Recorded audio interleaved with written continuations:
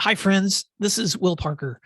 Have you ever received a gift that is so valuable you wanted to share the joy of it with others? That's how I feel every time I learn something new from spending time with educators like the guests on this program and with educators like you. If today's episode gives you new ideas or inspiration, would you share the joy by rating this show on whatever podcast app you may be using? Or better yet, would you share this episode with a friend? I hope that you enjoyed today's episode, and I just want to say thank you in advance for doing what matters. Principal Matters Podcast, episode 327.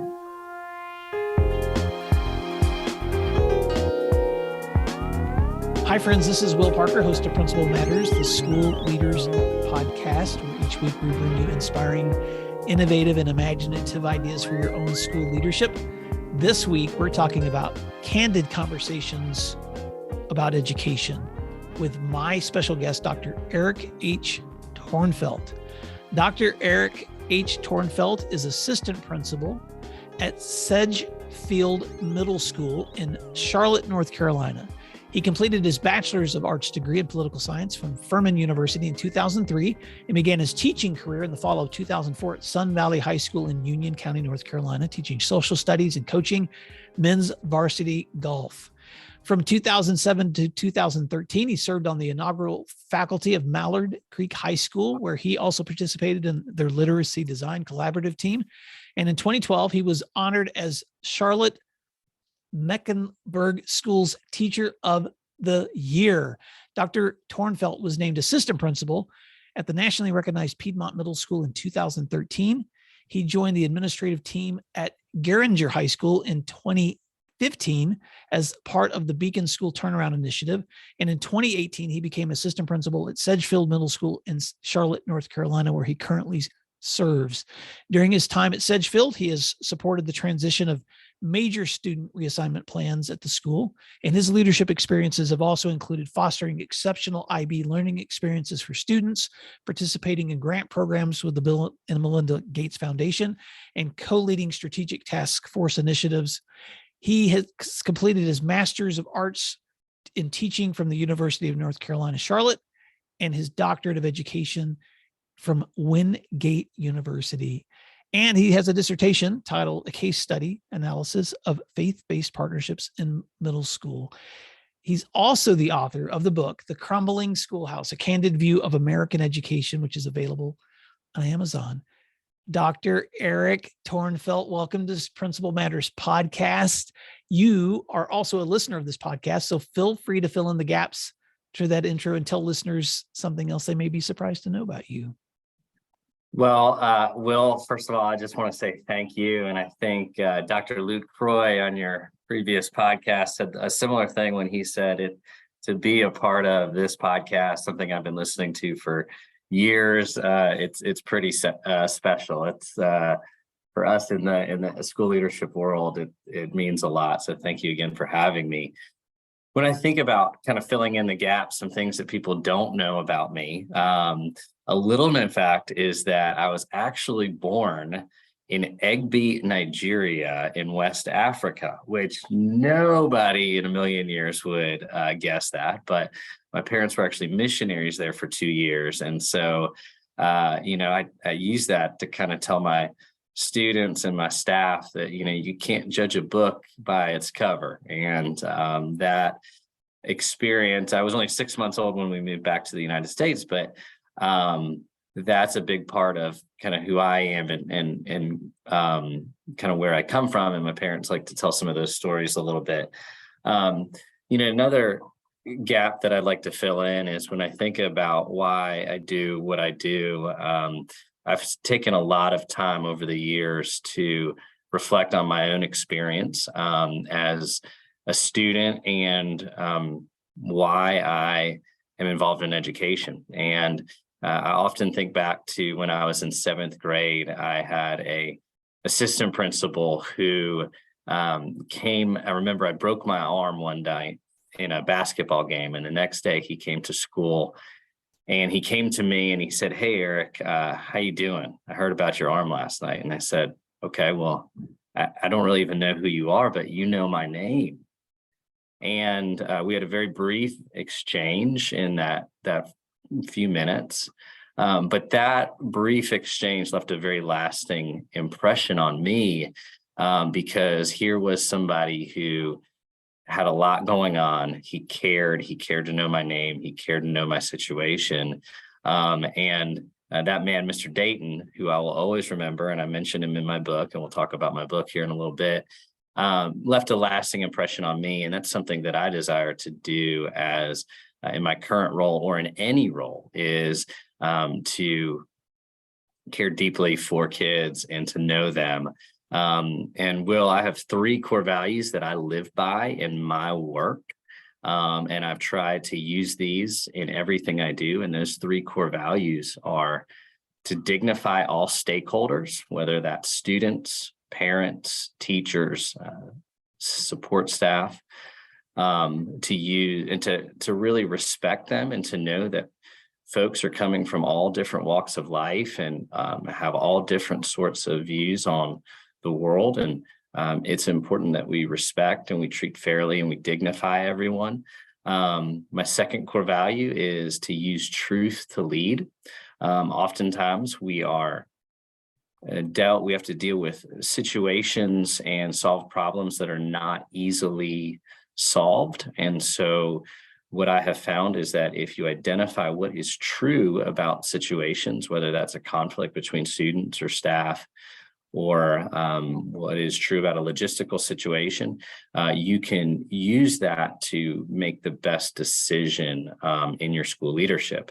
And then the last core value that I have is that teaching is art, that we really have to remember that when teachers have it all going in a really neat way in their classroom, and they're managing their kids, and they're bringing forth the content, and they're using the curriculum well, that truly is like an orchestra. That's a piece of artwork that we're seeing. And so in all things that I want to do as an instructional leader, wherever I am, I want to make sure that we emphasize that teaching really is a true work of art. And so but in all of those experiences that I've had, I've tried to maintain those core values and to really make sure that that's a big part of who I am and what I do. So thank you again, though, Will, for having me today. I appreciate it. Well, Eric, what a great place to start. And I just, you know me, I need to reflect on some of those things. First of all, just for Principal Matters listeners, for some context, Eric and I have collaborated and communicated as a longtime listener to Principal Matters. And I've had the pleasure of getting to know Dr. Tornfelt and wanted to bring him to the show just because, first of all, it's such a pleasure for me to recognize with whom I've been collaborating for a long, long time. And so, Eric, you've listened to the show faithfully for a very long time. And so I'm so grateful for that. But then also when I get on the other side of people that listen to the show and realize how much I can learn from your experiences, it's so inspiring. And I want to come back to that story you told about Mr. Dayton, because, I'm going to guess right now that there are listeners who walk through their school every single day and have maybe forgotten the power of a very small conversation on the life of a child or the life of a student. And I've said this in my presentations a lot, and I've said this in my 3rd book, Pause, Breathe, Flourish, which is the importance of 2 truths. One is you're not as important as you think you are. Your school someday is going to exist without you. And so stop, taking yourself so seriously all the time and walk in humility. But then the flip side of that same statement is another truth, which is you are more important than you think you are, because those small little things that you do every single day, the way that you choose to influence a moment, the person who you choose to say that friendly thing to or not, is making a difference in all those small ways every single day. And so what a great reminder to be intentional, even in the small moments, because you never know the effect they're going to have on a child too. And I love your core values: dignify all stakeholders, use truth to lead, and teaching is an art. Anything you want to add to that before I jump into my next question?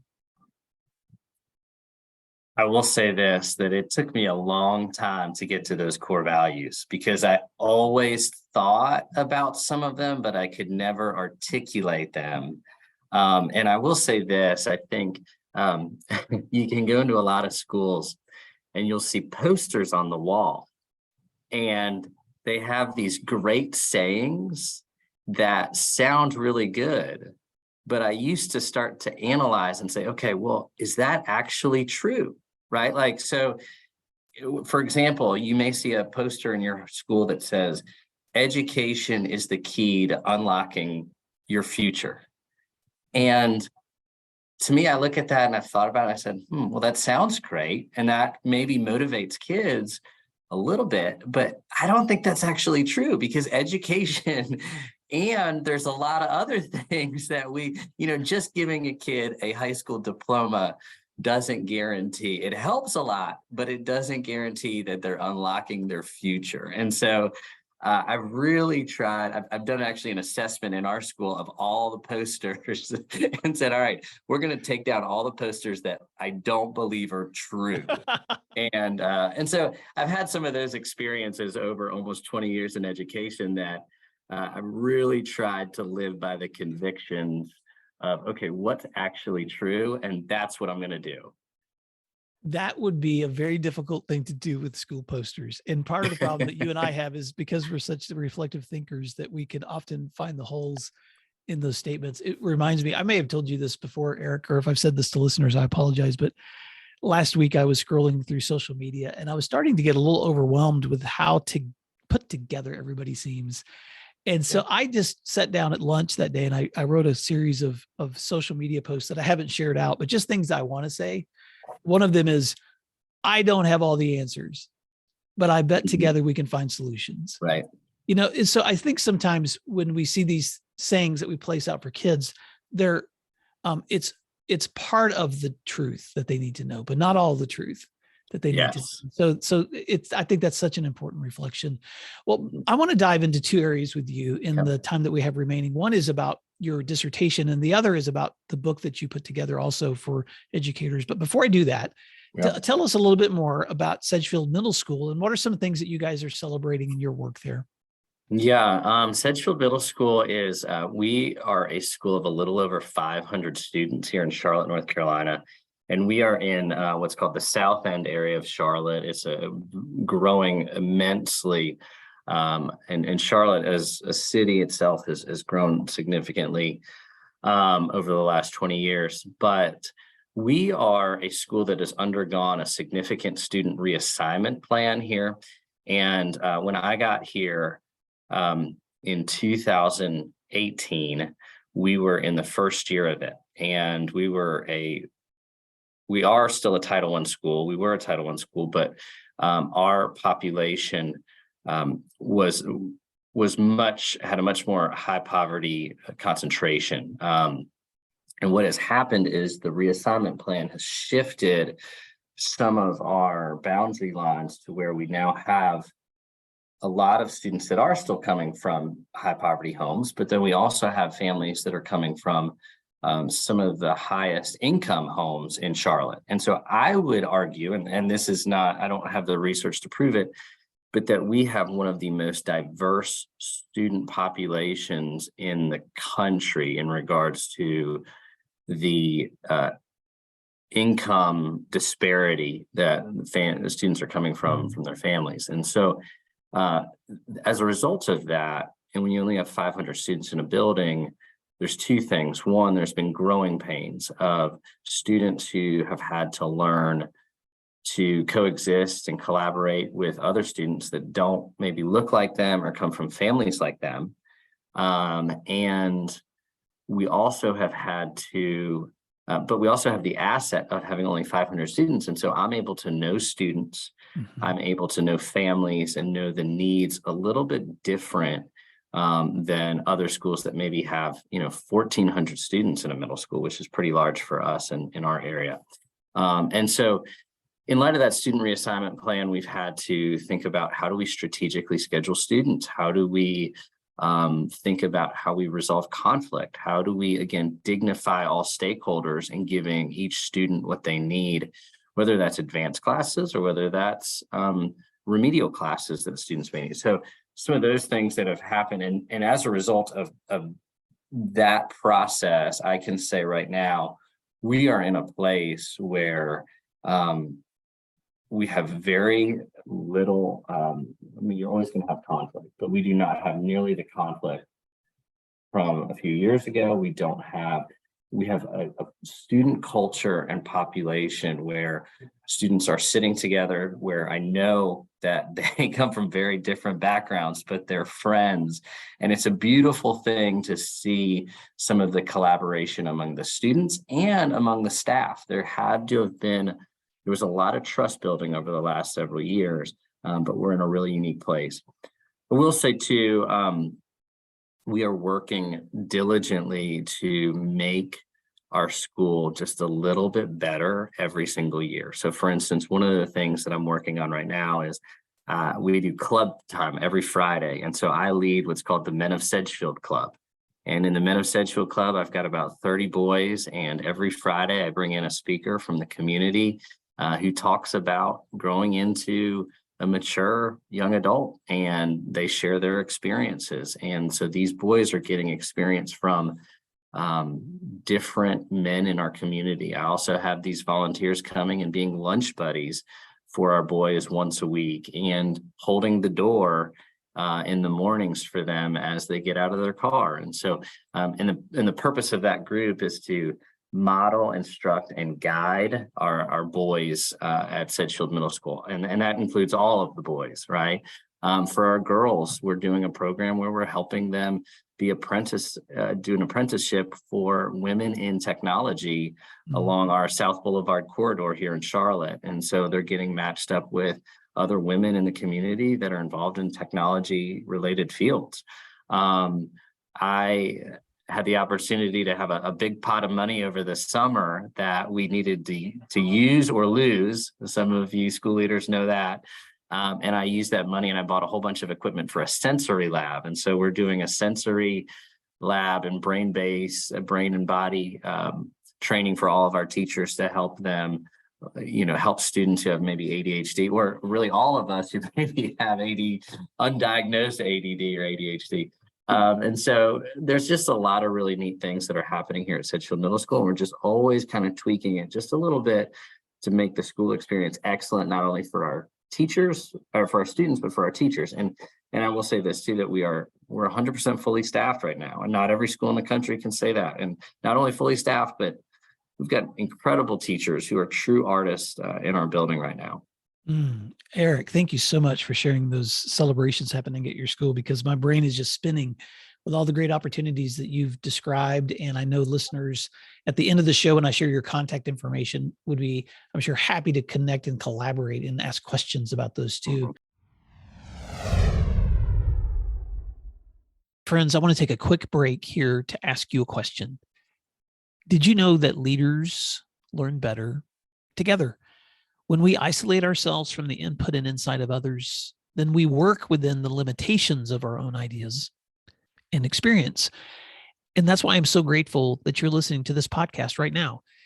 It's also why I want to keep you informed of upcoming episodes, as well as leadership academies, mastermind offerings, or executive coaching opportunities I'm making available to leaders like you. Go to williamdparker.com and check out the services link to learn more, or visit my website and select the subscribe button to be on the weekly Principal Matters mailing list. Thank you so much for learning together. Now let's jump back into the rest of today's episode. I want to dig now into, it's interesting when you told the opening story about your parents and your birth in, was it Northern Africa? West Africa. In Nigeria. West Africa. Yeah. And your parents being missionaries. And then when you worked on your doctorate of education leadership, you did your dissertation on faith-based partnerships. And so you lead in a public school, and yet you have found this to be a topic that you were committed enough to do your research on it. So can you share some of the findings that you have found and the benefits in school practice in partnering with faith-based organizations? That's a great question. I love to talk about it. When I was thinking about writing my dissertation, I thought about all these different ideas of what I could write about. But then I thought, there's two things that I want to do my dissertation on, the two criteria. And that one is I want to get it done. I want to finish it, right? And two, I want to do something that I'm really interested in. And as I really began to work, I worked at Garinger High School here in Charlotte, previous to this position. And Garinger High School is a Title I school. 95% of your students are on free and reduced lunch. And I loved it. It was rewarding, and but it was also very challenging. And what I began to see is that in places like that, you have folks that are maybe trying to give programs or throw money at things. And some of those things are wonderful and some of them work, but I recognize that you can't just throw money at a problem and hope that it goes away.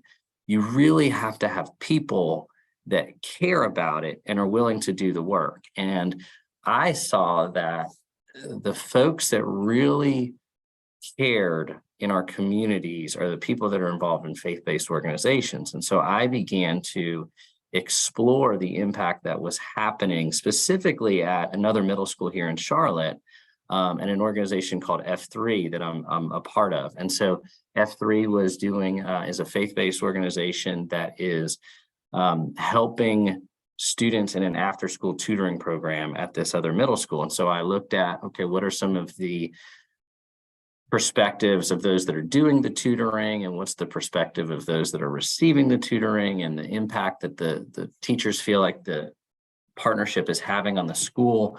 And what I found was that there was a unique care from those involved in faith-based organizations that is different than those that are not involved in faith-based organizations. Do other folks care? Do government entities care? Absolutely. But when you begin to look at the scriptures or the texts of any major religion, you're looking at there's something there that is theologically that is motivating folks to serve in a unique way. And so that right there is a different type of motivation than those that are simply just given money to fix a problem.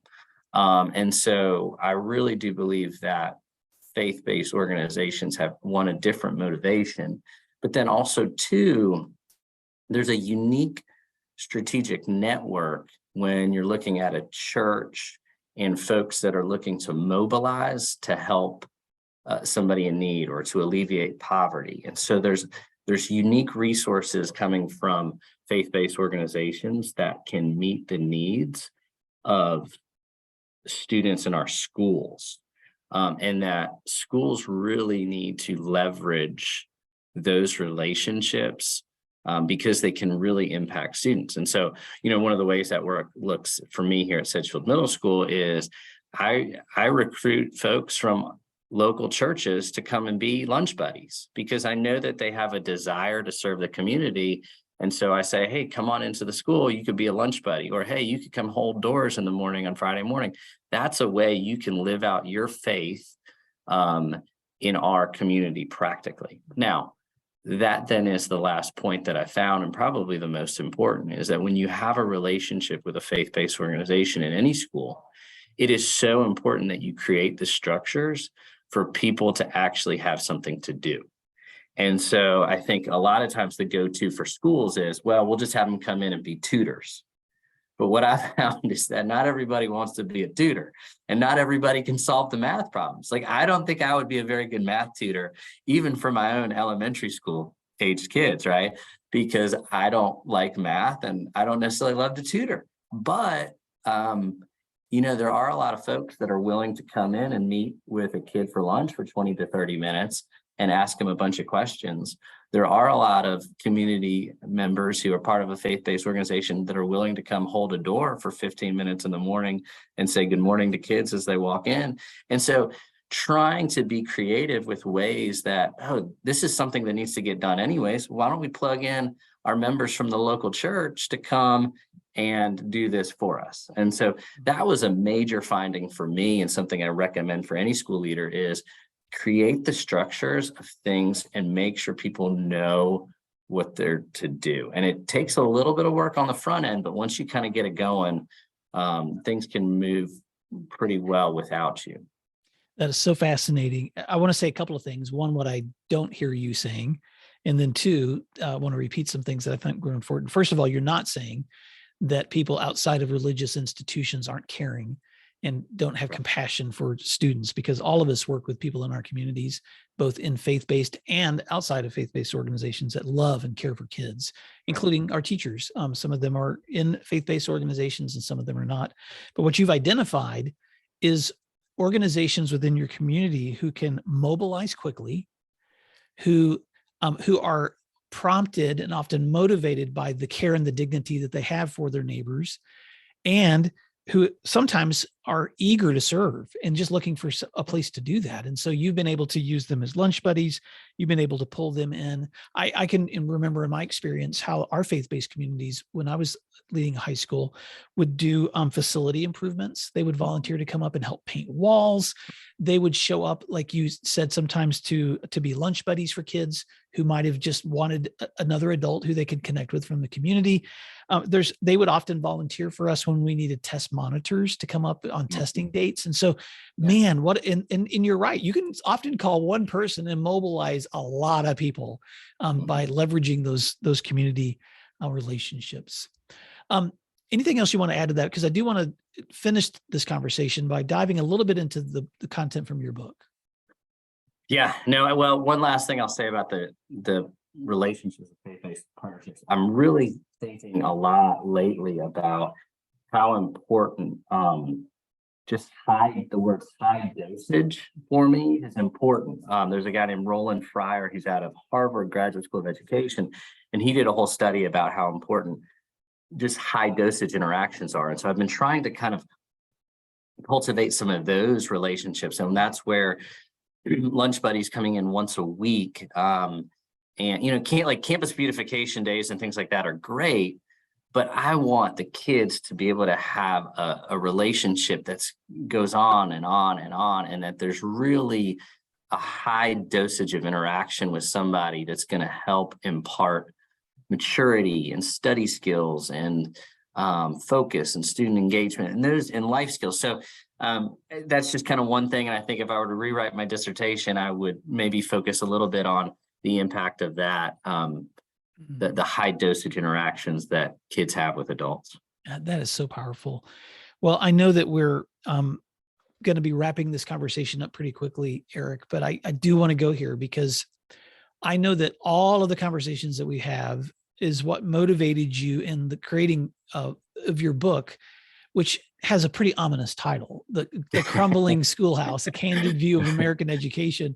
Yeah. But you wrote this as a practicing educator of, look, there's some things crumbling around us. How do we address this? And you've already shared so many wonderful ways that your school community has found solutions to helping students grow both academically, but also as community members. But let's finish up with that conversation. What motivated you to write that book, and what are some of the places where you landed in sharing that content to help educators grapple with the fact that this is not an easy work that we're doing? Yeah.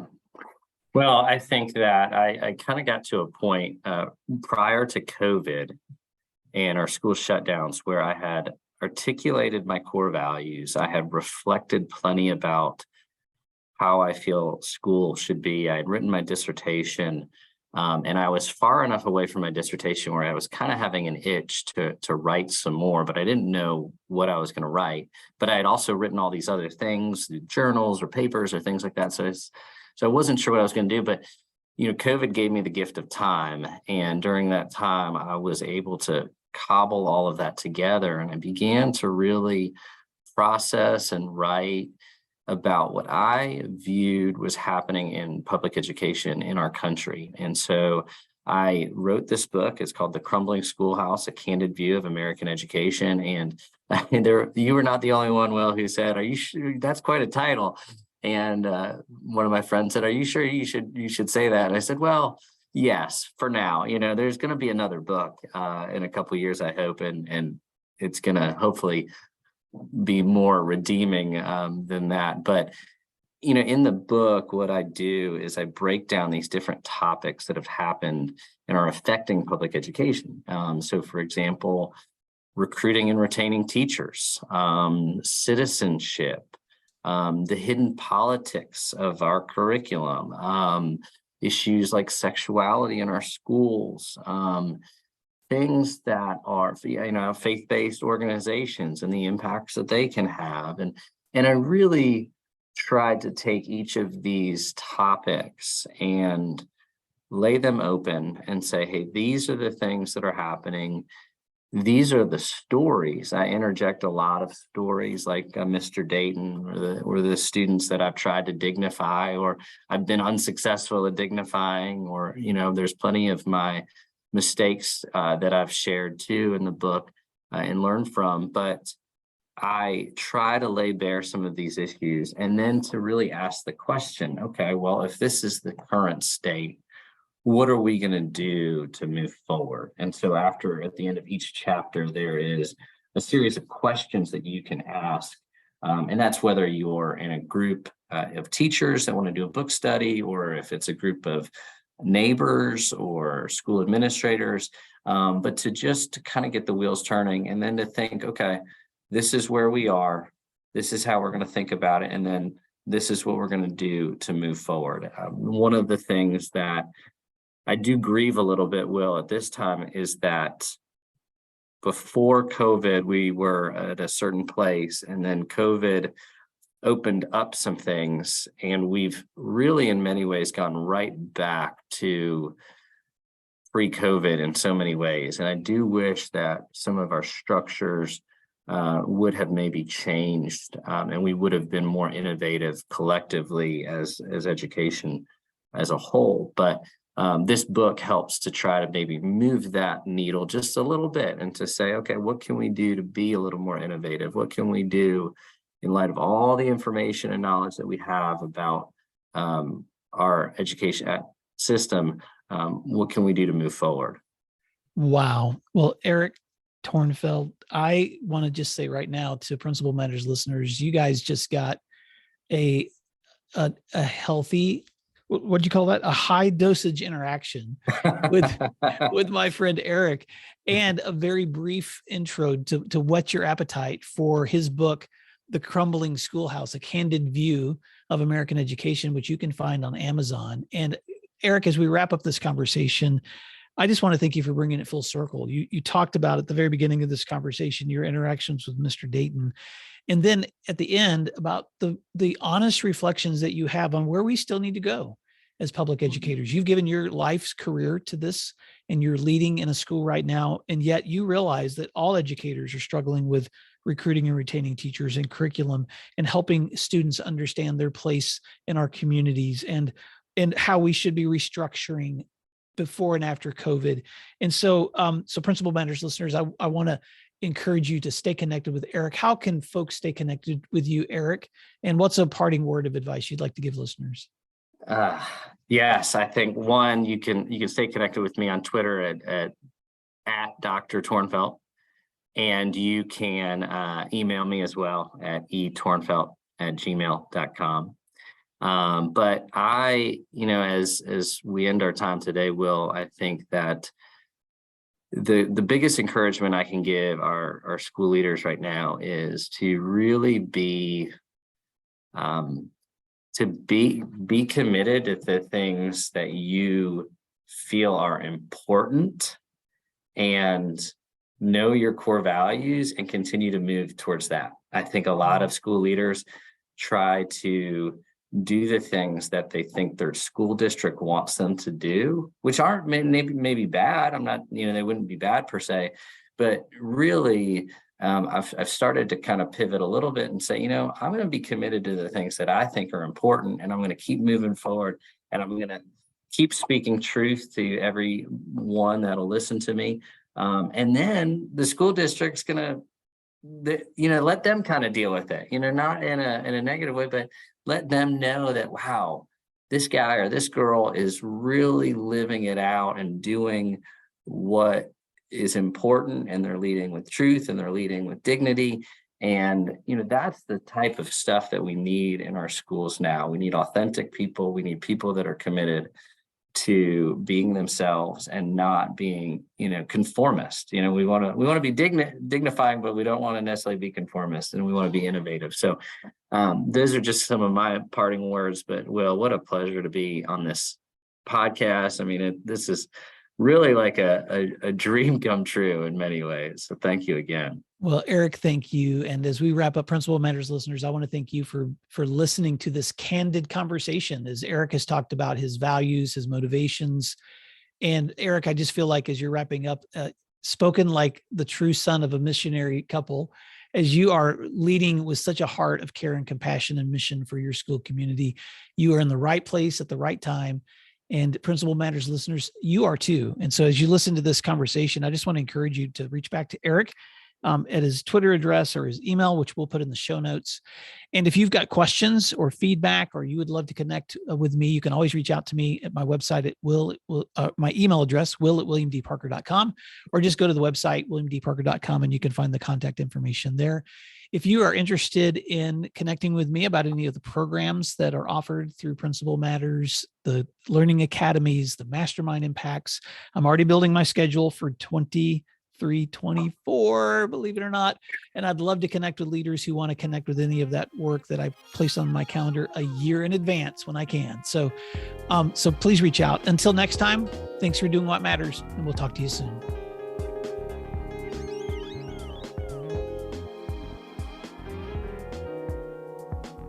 You can find free resources like this one at my website at williamdparker.com. Check out the services link on williamdparker.com to learn more about leadership academies, mastermind offerings, and executive coaching. If you're planning professional development for the year ahead, or you're looking for keynote presentations from any of my books, please email me at will@williamdparker.com. Thank you for learning together today, and thanks again for doing what matters.